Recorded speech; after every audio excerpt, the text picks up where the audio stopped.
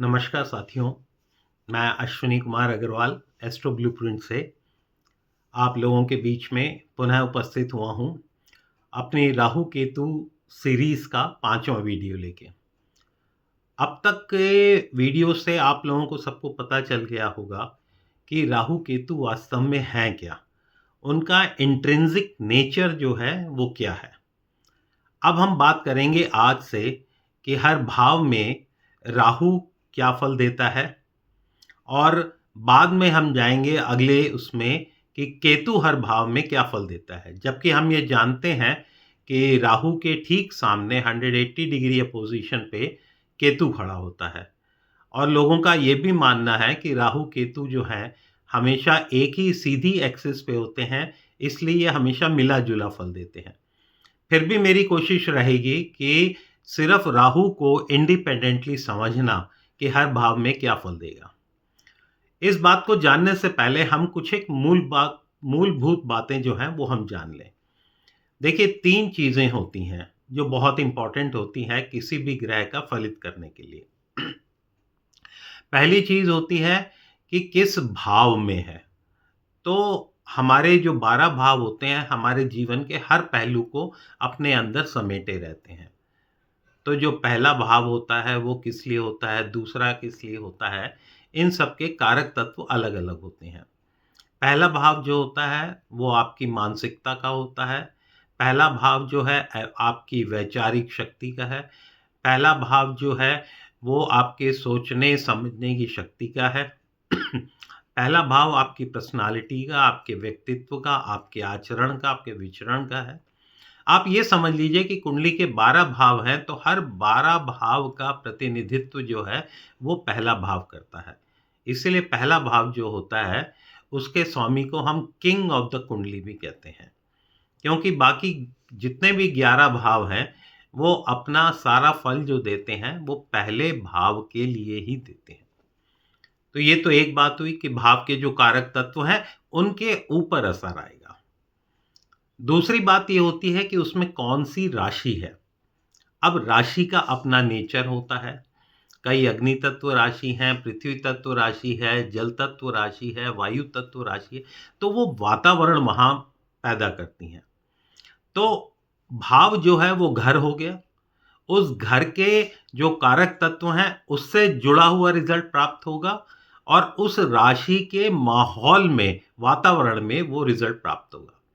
लेकिन ये देगा कौन? ये देगा जो ग्रह वहाँ पे बैठा हुआ है।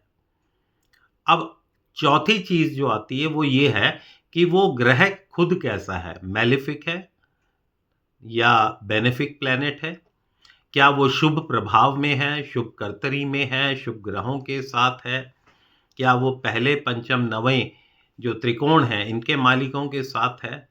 क्योंकि ये धर्म त्रिकोण कहलाते हैं, ये सोल को एक हायर इवोल्यूशन पे ले जाने के लिए आते हैं। तो इन सब बातों को ध्यान में रखते हुए फलित करना अ, छोटे से सिर्फ इस पहलू को देखते हुए कि राहु पहले घर में क्या प्रभाव देगा, थोड़ा मुश्किल काम है। लेकिन फिर भी मैं प्रयत्न करूँगा कि हम अपनी बात को कह सकें। तो अभी तक जो हम लोगों ने जाना कि राहु जो है वो अटैचमेंट का कारक है, राहु पैशन का कारक है, राहु जुनून का कारक है। राहु जो है वो मटेरियलिज़्म का कारक है। राहु मर्यादाओं को तोड़ के चीज़ों को प्राप्त करने का कारक है। उसकी भावना होती है कि मैं किसी भी तरह से इस चीज़ को प्राप्त करूँ। लेकिन कौन-सी चीज़ें, कौन-सी वस्तुएँ? वो वस्तुएँ जो हमारे 5 सेंसेस को ग्रेटिफ़ाई कर सकें, जो उनको सैटिस्फ़ाई कर सकें। इसलिए दुनियावी चीज़ों का जो कारक है वो राहु है। राहु मॉडर्निटी का कारक है, मॉडर्न टेक्नोलॉजी का कारक है, जैसे मैंने बताया था सोशल मीडिया, आर्टिफ़िशियल इंटेलिजेंस, इन सब का भी जो कारक है राहु है। राहु धुएँ का कारक है, राहु फ़ोटोग्राफ़ी का कारक है। ऐसी कोई भी चीज़ जिसमें छद्म रूप आता है, जैसे डिटेक्टिव एजेंसीज़ और ये सब भी जो होती हैं, उनका कारक भी राहु है क्योंकि राहु भ्रम का, इल्यूशन का, डिल्यूज़न्स का भी कारक है। राहु जो है वो विदेश का भी कारक है। राहु सडननेस का कारक है। राहु क्लटर का भी कारक है।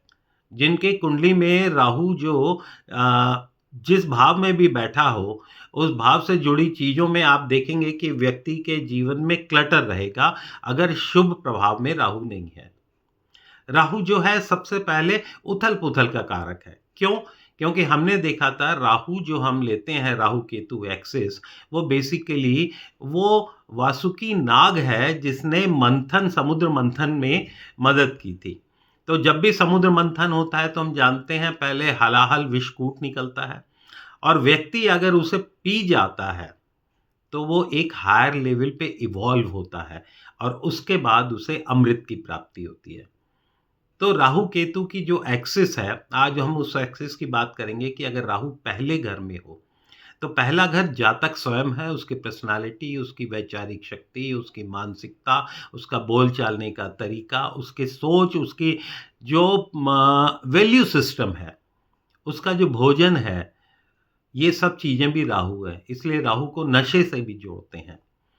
तो अब क्या होगा कि जब राहु पहले घर में होगा, अब यहाँ पे 2 हिस्सों में बाँटिए कि अगर वो शुभ प्रभाव में या अशुभ प्रभाव में है। अगर अशुभ प्रभाव में क्या होगा तो क्या होगा?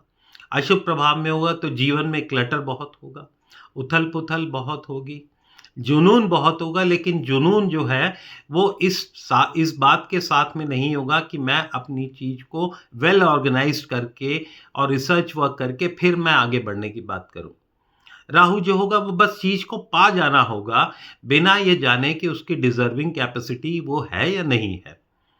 तो राहु जो है वो आउट ऑफ बॉक्स थिंकिंग तो कर लेता है, इसलिए राहु को हम कहते हैं कि जब पहले घर में होता है तो ऐसा व्यक्ति अच्छा प्लानर बन सकता है।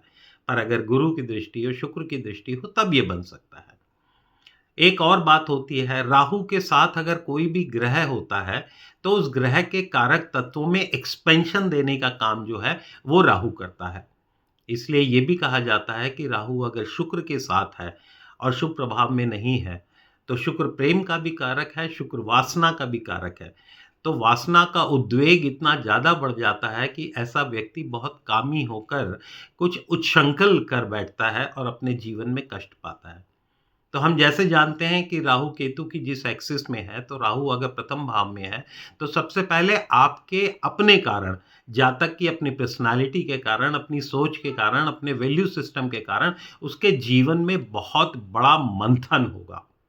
उसके जीवन में बहुत बड़ी उथल-पुथल आएगी और जिससे क्या होगा कि वो विष पैदा होगा। विष का मतलब क्या है कि उसके जीवन में बहुत सारी परेशानी आएँगी। वो प्लानिंग करना चाहेगा तो वो ठीक तरह से प्लान नहीं कर पाएगा, एग्ज़ीक्यूशन की तो बात ही नहीं होती है, क्योंकि उसका प्रॉपर डेटा एनालिसिस और बैकग्राउंड वर्किंग नहीं होने के कारण, उसका प्लान जो है वो धड़ाम से आके गिरेगा और जिसकी वजह से उसको परेशानी पैदा होगी, फेलियर्स होंगे और ये फेलियर्स और परेशानी जो है वो ultimately lead to the frustration और ये जो फ्रस्ट्रेशन है वो फिर उसके गुस्से में और उसके और दुष्प्रभाव जो है वो निकलेंगे और जिसका दोष मढ़ने का काम जो करेगा वो दूसरों पे करेगा। तो अगर हम ये समझते हैं कि राहु के दुष्प्रभाव होते हैं, तो ऐसा जातक क्या कर बैठता है? ऐसा जातक दूसरों को दोष देता है, ऐसा जातक जो है वो नशे की प्रवृत्ति में जाता है, ऐसा जातक जो होता है वो सोचता है कि he is a diplomat but in fact he is not. वो अपनी बातों से दूसरों को जीतने की कोशिश करता है लेकिन अशुभ प्रभाव में हो तो दूसरों से सिर्फ़ दूरी पैदा होती है। दूसरे लोग उसकी बातों में छद्म देखते हैं, धोखा देखते हैं। इसलिए राहु उनसे खुश न मतलब राहु से होने के विशेष दुष्प्रभाव में होने के कारण लोग जो होते हैं ऐसे व्यक्ति से दूर भागना शुरू करते हैं और वो व्यक्ति अकेला रहता है। लेकिन यही राहु अगर शुभ प्रभाव में हो, गुरु की 5वीं और 9वीं दृष्टि अगर उसके ऊपर पड़ रही हो, तो उसको ज्ञान प्राप्त होगा, अच्छी एनालिसिस करेगा, उसके बाद वेल प्लान्ड उसकी प्रोग्रेस होगी, अच्छे से एग्ज़ीक्यूशन होगा। अगर वो ऐसे ग्रहों के साथ है, जैसे कहा जाता है कि सूर्य के साथ केंद्र में या त्रिकोण में अगर बैठा हो, तो मान-सम्मान में बहुत ज़्यादा वृद्धि देता है। शुक्र के साथ अगर शुभ ग्रह में हो, तो वो आपको बहुत ज़्यादा धन देता है, कला देता है। इसीलिए राहु जिनका अच्छा होता है, शुक्र के साथ होता है, बहुत अच्छे आर्टिस्ट बनते हैं, फ़िल्मकार बनते हैं। लेकिन यही राहु अगर क्या कहते हैं, शुक्र के साथ अशुभ प्रभावों में या दूसरी तरह से हो, तो ये विवाह आपका विजातीय धर्म में भी करा सकता है। मैंने एक वीडियो बनाया था जिसमें ये बात मैंने रखी थी। राहु अगर गुरु के साथ होता है, शुभ प्रभाव में नहीं होता है, तो हम इसे गुरु चंडाल योग कहते हैं। गुरु क्या है? ज्ञान का कारक है। गुरु भक्ति का है, गुरु अध्यात्म का भी कारक कहलाता है, गुरु नियमों का पालन करने वाला है। और राहु अगर उसके साथ बैठ जाए तो गुरु चंडाल दोष बनता है, तो अच्छे व्यक्ति को ये दूषित कर देता है, जिसकी वजह से वो ज्ञान जो होता है वो नीच कर्मों में लगने लगता है। तो हम ये कहते हैं कि मनुष्य जो है वो चंडाल के रूप में अपना कार्य करने लग गया है। लेकिन अगर हमारे साथ शुभ प्रभावों में होता है तो क्या करता है, फिर उसके ज्ञान का विस्तार करता है और उसके ज्ञान को modern technology, internet, social science, artificial intelligence, research इसमें ले जाता है। जो पहला रॉकेट साइंस बना था, जो रॉकेट बना था और जो मनुष्य चाँद पे पहुँचा था, वो भी राहु के कारण ही पहुँचा था। इसके अलावा हम बात करते हैं तो राहु फर्स्ट हाउस में होता है तो आपके वैल्यू सिस्टम पे बहुत इफ़ेक्ट करता है। और वैल्यू सिस्टम पे इफ़ेक्ट होने की वजह से क्या होता है, व्यक्ति का जो सेल्फ रिलायंस होता है, सेल्फ कॉन्फिडेंस होता है, सेल्फ अवेयरनेस जो होती है वो बहुत ज़्यादा इम्पैक्टेड होती है। और वो अगर शुभ प्रभाव में होता है तो क्या नतीजा होता है कि ऐसा व्यक्ति एक हायर सोल की तरफ इवॉल्व होता है।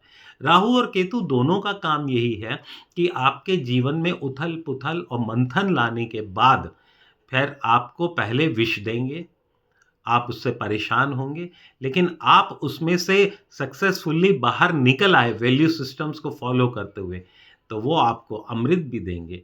फिर आपको उस ऊँचाई पे ले जाएँगे कि जहाँ पे आपका कोई और ग्रह नहीं आ सकता। अंत में कहना चाहूँगा कि केतु जिस तरह से ये बताता है कि आप पूर्व जन्म में उस भाव से जुड़े सारे कार्य और ज्ञान जो है वो प्राप्त कर चुके हैं, इसलिए वहाँ अरुचि है। लेकिन राहु ये बताता है कि आपको इस जीवन में क्या नया सीखना है और उस नए को सीखने के बाद समाज का आप क्या भला कर सकते हैं और एक higher involvement of the soul की जो जर्नी में आएगा, उसको आप प्राप्त कर सकते हैं। तो ये कहने के लिए मैं अपनी बात को रखने के लिए इतना ही कहूँगा कि राहु का शुभ और अशुभ प्रभाव में होना बहुत मायने रखता है। दूसरा, उस भाव के कारक तत्वों को लेके और उस राशि में क्या प्रभाव देगा, उस वातावरण में क्या होगा, हमें ये सोचना पड़ेगा। तो हमारी पहली जो अभी सीरीज़ का पार्ट होगा, जो इसमें हम सिर्फ़ भावों की बात करेंगे, राहु किस भाव में है। उसके बाद हम जाएँगे राहु किस राशि में है और फिर तीसरा हमारा जुड़ेगा राहु इस भाव में, इस राशि में हो तो क्या प्रभाव देगा। तो मेरा अपना जो मानना है वो यही है कि राहु उस भाव के कारक तत्वों को ग्रोथ देगा और उस वातावरण के हिसाब से कार्य करेगा, क्योंकि राहु जिस भाव में होता है वहाँ की ओनरशिप ले लेता है और फिर आपको उसके अच्छे फल या बुरे फल देता है। तो राहु के लिए बचने के लिए ये कहा जाता है कि क्लटर ख़त्म कीजिए, क्लीनलीनेस रखिए, क्योंकि राहु गंदगी का भी कारक है। और इसलिए अगर जो आपका पढ़ाई का एरिया है, स्लीपिंग एरिया है, ऑफ़िस एरिया, वर्क एरिया है, उसको बहुत साफ़ रखिए। राहु जो है टॉयलेट की भी सफाई के लिए भी कहता है, तो उपाय में ये भी कहा जाता है कि आप अपने टॉयलेट को खुद साफ़ कीजिए। दुर्गा चालीसा का जो पाठ है वो अगर आप नित्य करते हैं, नित्य प्रतिदिन करते हैं, तो राहु आपकी बहुत मदद करता है। तो दोस्तों, आज हमने बहुत संक्षेप में ये जानने की कोशिश करी कि राहु अगर प्रथम भाव में होता है तो किस तरह के फल देता है। मेरा बताने का उद्देश्य सिर्फ़ इस तरह से था कि अब आप इस बैकग्राउंड में और इसका विस्तार कीजिए अपने अनुभव के हिसाब से, अपने स्वाध्याय के हिसाब से, और फिर आप देखिए कि आप क्या और पा सकते हैं। तो आपका अपना अनुभव, आपकी अपनी प्रैक्टिस, आपका अपना ज्ञान जो है, वो आपकी मदद करेगा, वरना रटे-रटाए तरीके से तो मैं भी बता देता था, ये हो सकता है, ये हो सकता है, पर उससे कोई फ़ायदा नहीं होगा। तो सबसे पहले ये है कि आप अपनी बात को समझें, राहु के बेसिक गुणों को समझें, फिर राहु के फर्स्ट भाव के कारकों को समझें और फिर उसके अनुसार से कहें कि उथल-पुथल होगी, विष पैदा होगा, अगर आप सक्सेसफुली उसे झेल जाते हैं तो फिर आपको अमृत प्राप्त होगा, वरना उस विष के चक्रव्यूह में फँस के जीवन को तबाह भी कर देता है। धन्यवाद। आप कंसल्टेंसी के लिए मुझे याद कर सकते हैं। अश्विनी कुमार अग्रवाल एस्ट्रो ब्लूप्रिंट से आपका बहुत-बहुत धन्यवाद करता है। अपना प्रेम और स्नेह बनाए रखिए। इस वीडियो को अगर आपने अभी तक सब्सक्राइब नहीं किया है तो प्लीज़ सब्सक्राइब इट और लाइक शेयर कीजिए। सबसे ज़्यादा मैं कहूँगा, रिक्वेस्ट करूँगा, कमेंट्स ज़रूर कीजिए, क्योंकि आपके कमेंट्स ही मेरे लिए बहुत बड़ा उत्साह का कारण बनते हैं और एक कंसिस्टेंट इम्प्रूवमेंट देते हैं। बहुत-बहुत धन्यवाद। आपका अपना साथी।